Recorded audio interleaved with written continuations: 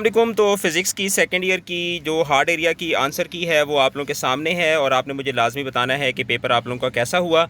अगला पेपर आप लोगों का उर्दू का है और उर्दू में सिर्फ एक आपके पास छुट्टी है और आपके पास इस वक्त जो सबसे बेस्ट सोल्यूशन है वो ये है कि आप इंग्लिश कीज़ अकेडमी का क्रैश कोर्स कर लें उर्दू का।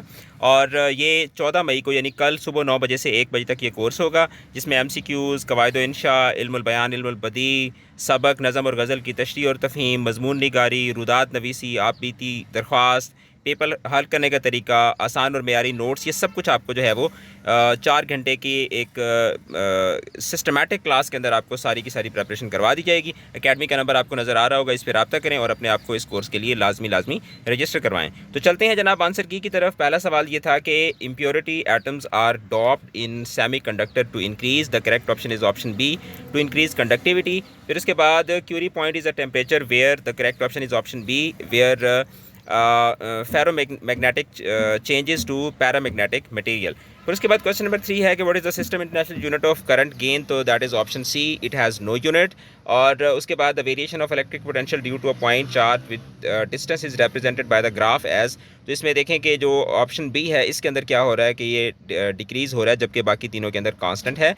तो इसमें ऑप्शन बी जो है that is the correct option. उसके बाद क्वेश्चन नंबर 5 है कि the interior of a hollow charge sphere is, the correct option is option C, field free region। फिर उसके बाद question number 6, the thermocouple circuit which is used to measure temperature works on, the correct option is option B। Question number 7 का correct option है option 8, question number 8 का option C है। और उसके बाद question number 9, 2 up quarks and 1 down quark make, the correct option is a proton. और question number 10, when an electron in an atom goes from a lower orbit to higher orbit its kinetic energy increases and potential energy decreases, option D जो है that is the correct option. उसके बाद question number 11 जो है ये numerical base था और इसका करेक्ट ऑप्शन है option D, 9.6 multiplied by 10 power -17 newton. Question number 12 जो है इसका करेक्ट ऑप्शन है ऑप्शन बी यानी कि हाफ।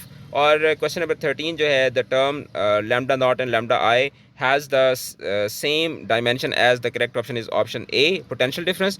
क्वेश्चन नंबर 14 का करेक्ट ऑप्शन है option B, maximum current. Question number 15 का करेक्ट ऑप्शन है ऑप्शन डी।